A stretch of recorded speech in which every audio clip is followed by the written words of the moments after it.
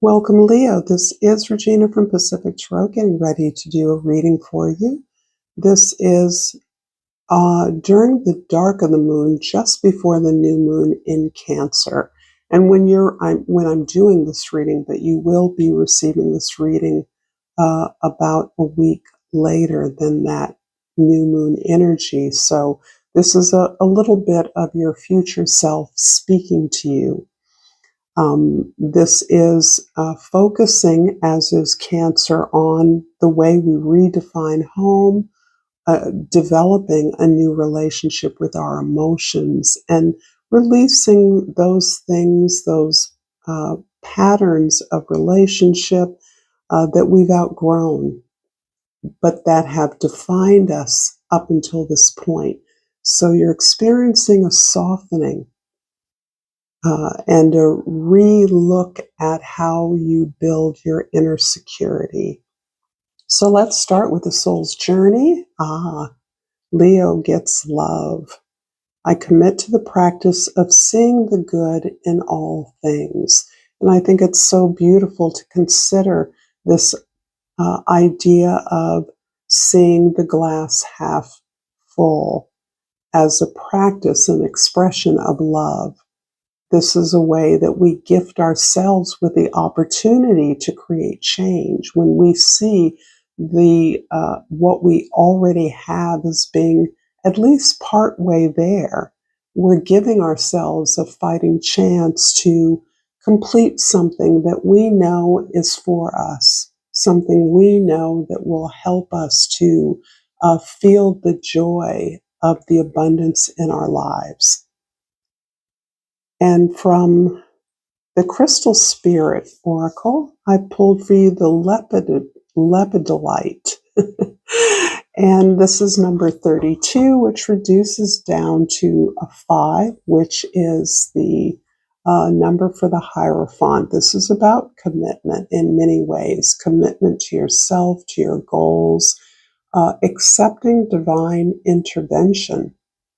But I'm going to read this general reading to you because it's so, I think, perfect for you. So Lepidolite Spirit appears to tell you to slow down and simplify, for you've been turning your attention and your energy to far too many different things, distracting yourself from the wisdom available to you. If you feel lost and overwhelmed, it's no wonder. Fortunately, Lepidolite Spirit is here to focus you. Think about how satisfying it is to do one task from beginning to end with mindfulness, free of all the noise that distracts you and keeps you from feeling a sense of completion. There's always more to do, but life becomes more manageable when you recognize that refocusing over and over again will only exhaust you and slow you down. Remain present, doing just one thing, and your courage, conviction, and confidence will return. Take on one task at a time, then it will be easier to hear the quiet voice of your intuition, which will guide you in prioritizing. What needs to be done will get done, and your life will become more manageable if you follow this crystal's lead. So Lipidolite is the go-to stone in times of stress. And I am quite sure that you, as so many of us, are feeling an overwhelming sense of possibilities, chaos, discomfort, uncertainty in the world we live in. And as we pursue a sense of abundance in the world, that increases the level of stress, the pressure to experience the glory of what we already have as a way of building that into our lives. So in the present, we have the Knight of Swords. Knight of Swords is telling me that you are open and willing to do the research necessary to find the answers, to find the resources or the connections that you need to explore a new idea, to explore an opportunity that comes from this detachment from your emotions. that comes from your desire to pursue your truth, your authentic truth, not the one perhaps that has defined you in the past. And that can even be relevant not just to your experience in the outer world, your relationships, but those relationships to love, to your self-love, to what you believe you're deserving of, and seeing that from a different angle than you've seen it in the past. Recognizing perhaps that whatever failures or disappointments you've experienced, those have actually shown you, gotten you closer to what it is that you feel worthy of. It's helped you to prepare yourself by aligning yourself with the right forces, the right resources, the right networks that are a reflection of where you're going, where you want to be, not where you've been, not the old story, not the old fantasies. So I see this as extremely powerful. You may be taking some kind of a class or a course, going to lectures, reading books, doing things to open up your knowledge bank of the direction you're pursuing. In the past, the Two of Cups, this talks again about deeper connections. So the story I'm getting here is the once upon a time pursuit of an ideal image or even fantasy of love. It's one that most of us are well familiar with. Many of us have pursued that, even unwitting, not realizing that we were pursuing a fantasy, something that wasn't real, even particularly when, for many of us, this fairy tale, romance, family, love is not something we experienced in our own lives or our own families. So this shows me that you began to recognize the difference between relationship and connection. And part of that is recognizing and honoring the connection to yourself. And this is where all your growth, all of your sense of love has become something that you can aspire to. You can recognize and objectify what you experienced in the past as not being relevant to the direction you're moving in, and staying open to what that can look like. We know we feel we've been told or we've believed it should look like, even when we haven't experienced it much in the world, except perhaps in movies, on television, and the media, where everything is staged. That isn't real life. In the future, the Six of Wands and the Magician. So initially, I'm getting a message that you are pursuing what you desire. You are pursuing a more honest self-expression through your ambitions, but you're no longer doing this in your own isolated or uninvolved way. You are deeply engaged with your family, your community, with your relationships with colleagues, co-workers. You may even be building something as a part of a team, but that is the key for you. Love no longer resides in relationships, romantic relationships solely. Love, you now understand, is something that is shared in community. That community, again, can be family, can be the neighborhood you live in, the volunteer work you do, the job that you have, the team that you work with. This is where creativity, building something that you know you would represent your highest potential, your greatest gifts, your greatest opportunities to share this love as service, is part of a community, part of a circle. And when you insert yourself in this circle, you experience dramatic recognition, reward, and are even seen as victorious in a way that lifts up all boats, right? So this elevates the success and potential of a project that you are creating for yourself as part of some kind of creative expression. If this reading is resonating for you, Leo, please like this reading and subscribe to my channel, Pacific Tarot. I deeply appreciate all of you who are here now supporting me in whatever way that you do. So I thank you for that. I do welcome comments. I don't always ask questions or pose questions.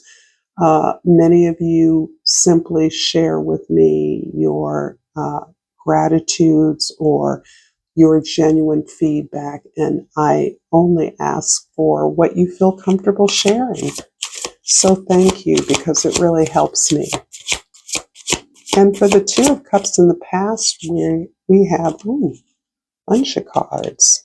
The Star card and the Six of Pentacles, the King of Swords, and the Magician clarified the Knight of Swords, and the Six of Wands and the Magician is clarified by the Ace of Cups and the Page of Swords. Wow. I'm going to let that helicopter go by. In the summertime, there are a lot of helicopters that are feeding wildfires that go overhead. I used to find that so distracting, but when I know the important mission they're on, I make space and send blessings. So the Two of Cups in the past, the Star card and the Six of Pentacles. Yeah, you're really inspired. Building this relationship with yourself has set you on a real vision quest. This recognition that anything you do to improve, to articulate, to represent yourself in the world is part of your own self-improvement, improves your entire environment. And it feels as though it is directly linking you to opportunities with others, exchanges, perhaps a contract. If you're a solopreneur or work for yourself or as part of a team, you have received a contract or made an agreement with an individual or a group of individuals to provide a service that helps you to explore this potential that you're now sensing you have.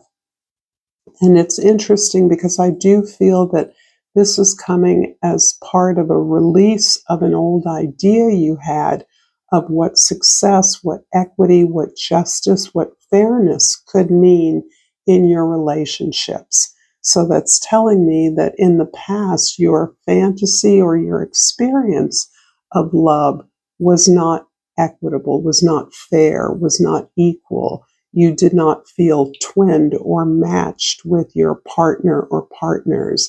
There was a power dynamic that was not favorable to you or to them. You may have been the one on the dominant end of that relationship, but whatever imbalance you experienced, it was not satisfying. And you're now understanding the value, the important value, the inspirational value of equity in relationships. In the present, the Knight of Swords, clarified by the King of Swords and the Magician. So this is the reaffirmation of the energy of the Magician. The Magician here appears again. And the King of Swords is a graduation from the Knight of Swords. So you're actually formulating, I believe, a plan that involves others because you are in some kind of leadership role around facilitating a discussion.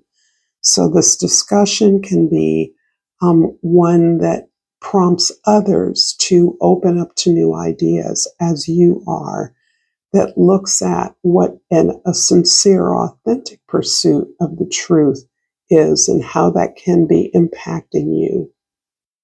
This is about, I believe, completing or finishing up an episode, a chapter, or an experience in your life, a kind of closing that down so that you can make way for this new beginning, this new kind of expression, one that frees you to pursue ideas and the truth without expectations. And in part, you've released yourself from the expectations that you held in the past. And you are less bothered by those that others seek to impose on you. Your go-to now is learning, is growing, is opening up to new ideas, of inviting uh, uh, the answer to questions that you pose as a result of your curiosity. You're sincerely admitting you don't know everything about something and you're willing to learn.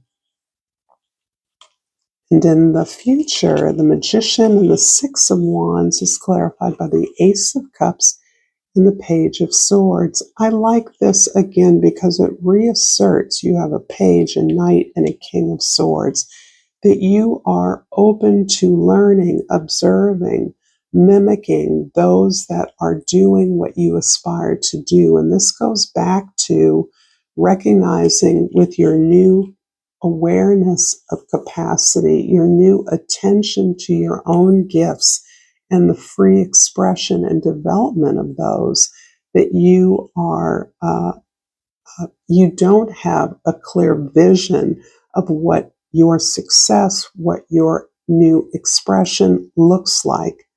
And that, in my mind, opens you up to recognizing that you may not have met your match. You may not have found the friends or alliances or resources that are matching where you're going. And instead of clinging to what worked for you or didn't work for you in the past, you're opening up to new love, new friendship, new attention, new self-respect, new self-honor, keeping promises to yourself to simply see what's available, to be open to receive opportunities you couldn't have imagined, as creative and imaginative as you are. This is really beautiful energy. And I'm going to finish this reading, Leo, with a botanical inspiration. Flowers. Let's do that again. And we have the nasturtium, victory and conquest. He who controls others may be powerful, but he who masters themselves is mightier still. Lao Tzu. That seems very germane, Leo, to this journey of self-discovery that you're on. Thank you so much for this reading. Until next time, namaste.